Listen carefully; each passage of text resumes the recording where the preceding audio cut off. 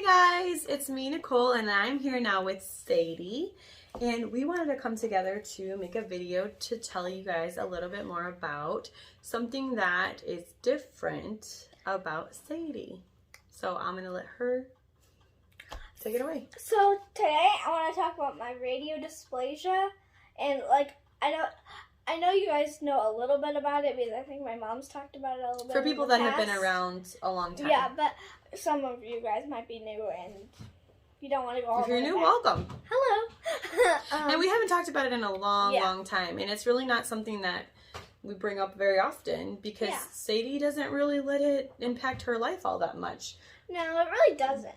But a lot of people, whenever they're first meeting her, have a lot of questions, or they may, they may notice it. And so I think this is a good opportunity for you to talk about it and just talk a little bit about it and what it is and how it affects you.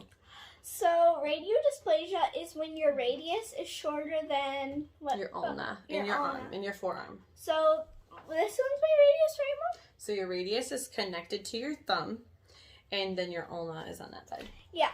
So my radius is shorter, and since my radius is not connected to my thumb, I can do that, and it's not technically connected to my hand. There's a bone in there still, but the bone's not connected to my hand. Because her radius is so tiny that, here, let me see.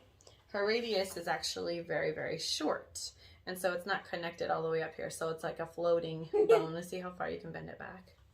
Wee! And I've had this for my whole life. You can't get it like.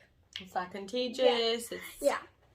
So like I got it when I had it when I was born, and I had to have 4 surgeries. Now I didn't have to go under 4 times, but there's 4 marks on my arm. Well, you only had 2. Well, you had one surgery to get everything in there, and then you had 1 surgery to take it out, and centralize it, and then there was 1. Not really surgery, but whenever her arm was centralized, after they took the fixator out, they centralized her arm.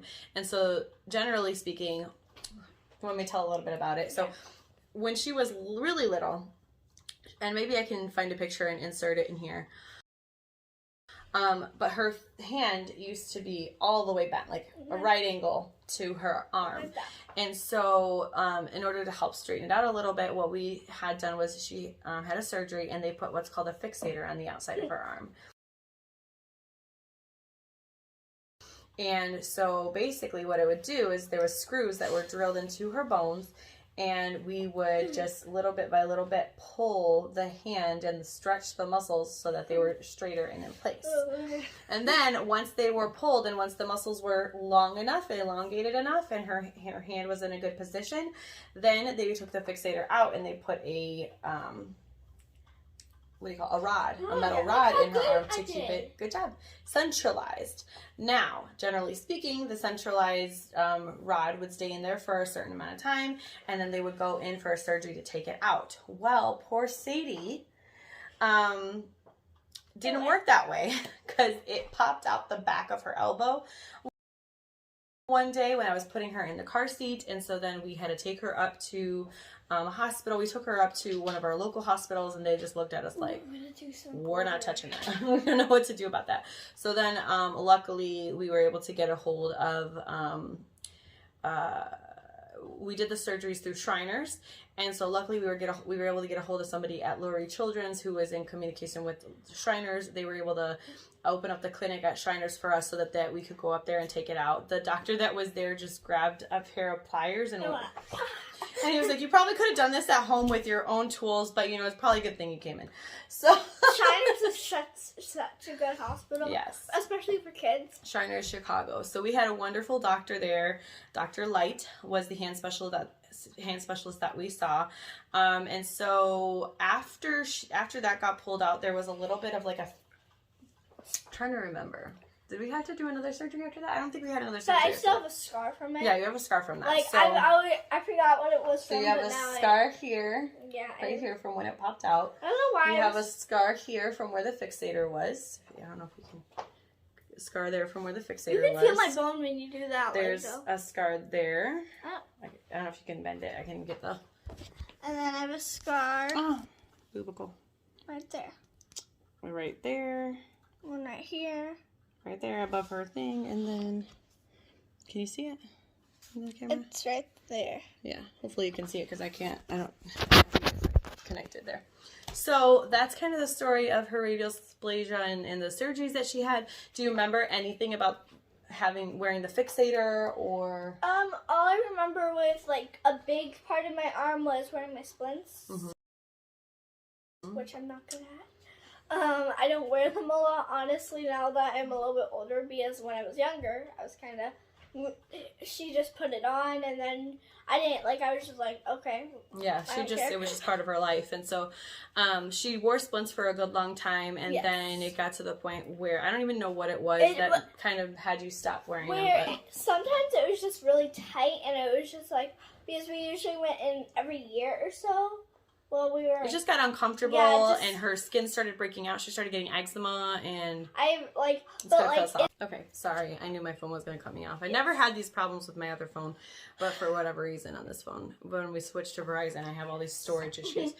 But then again, I was making a lot of TikToks at one point, so maybe that's why my storage is all screwed up.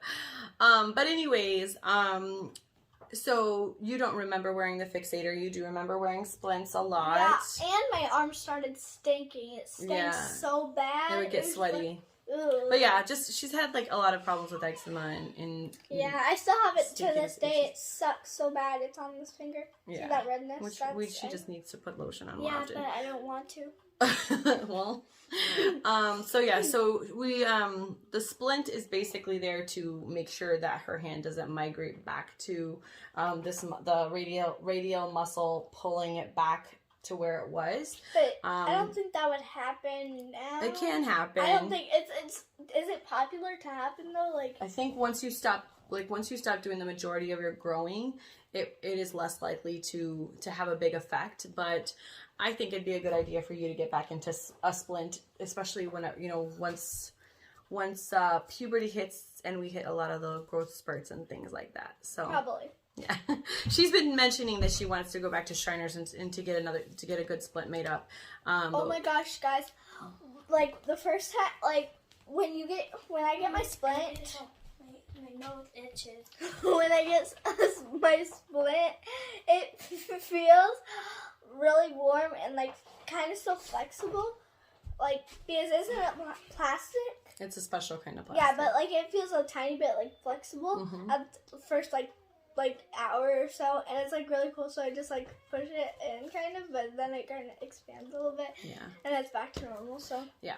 So we're thinking about getting back and having her do. And I think too, another reason why you stopped wearing the splints is because you're becoming a lot more sporty and a lot more active. And I think the splints you felt were getting in your way. Yeah, sometimes.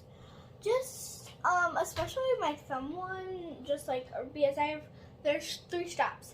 So the split goes around here. Well, no. Yeah, it goes around here, and then there's a strap in between my thumb and all of my 4 fingers, and then there's another strap and another strap.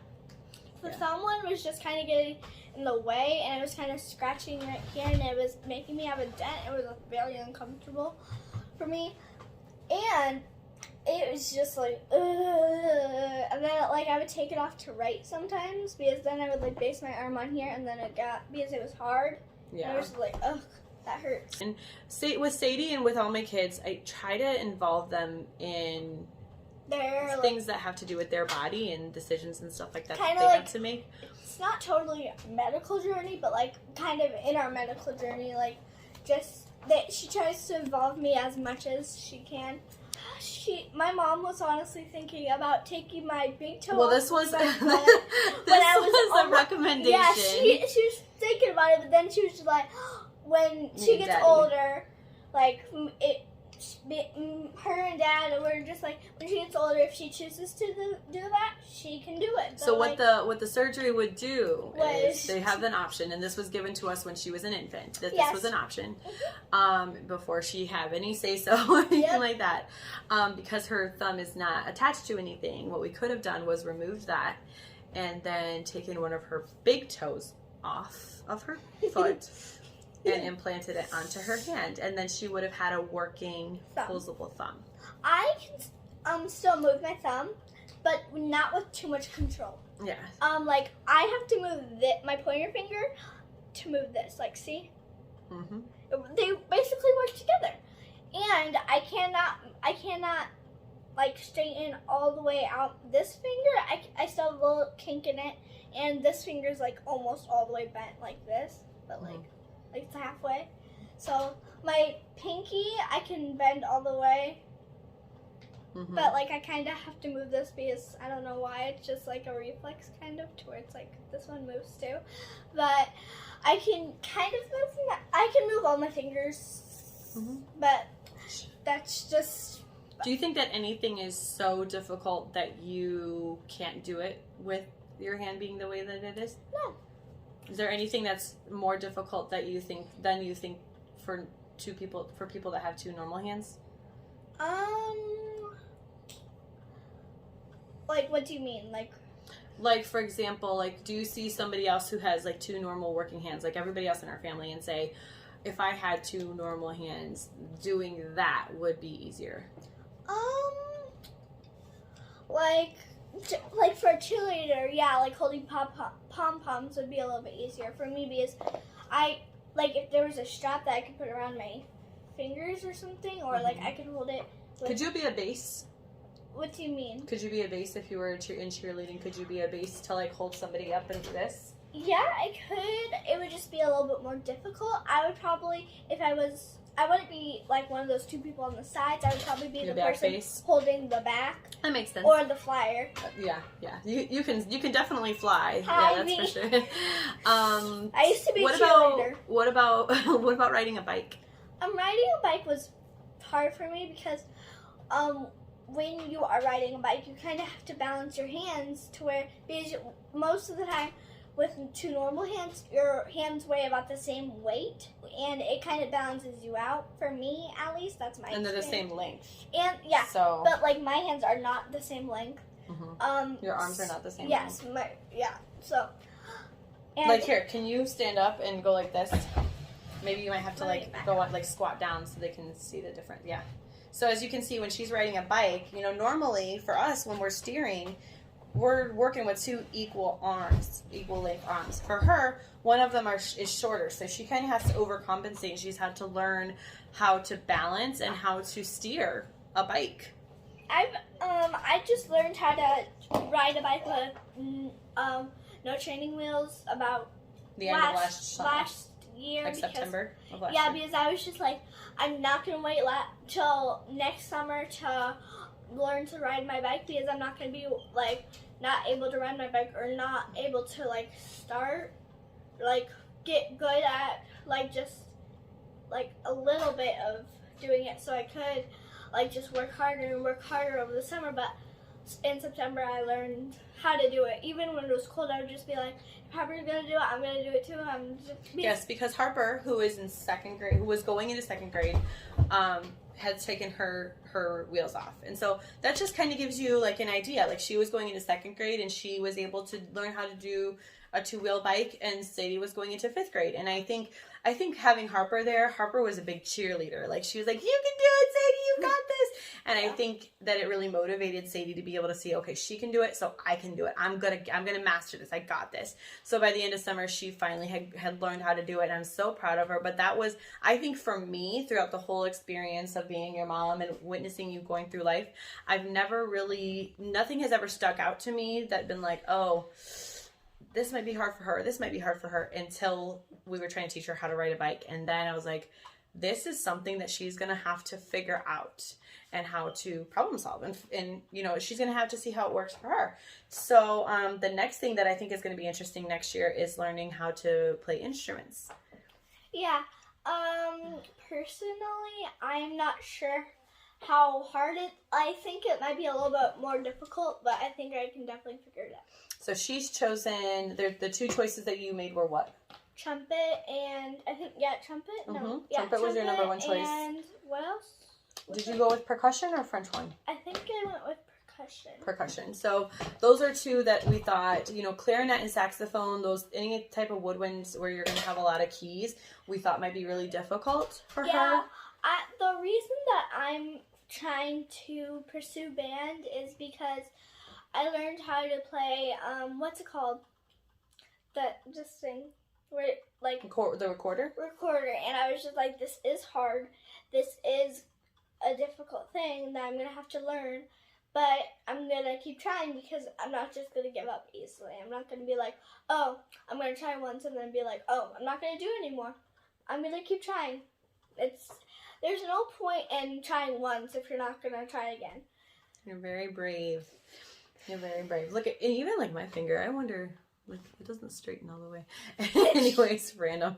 No, I'm super, super proud of you, Sadie. And I think that it's great for people to see that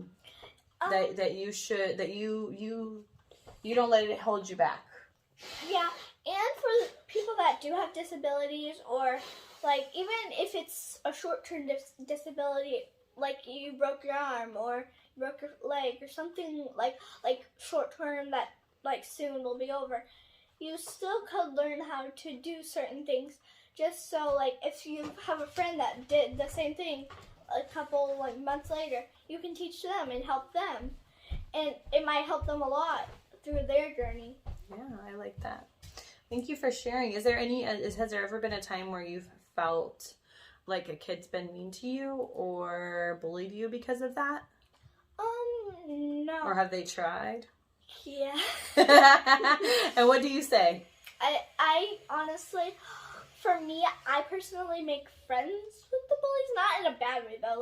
I'm like, you're hurting people. Do you really want to do this, or are you just, what's happening? Like, you try to get down to the bottom of it. You try to see the heart behind them. Like first in kindergarten, there was this kid, and he was just kind of mean to everybody, and I was just like, what's going on? Are you okay? And he kind of started being nicer and nicer and nicer. He was never perfect. Nobody's perfect. So I understand that. Like, nobody can be perfect. Sometimes I'm mean, honestly. Like, everybody's mean sometimes.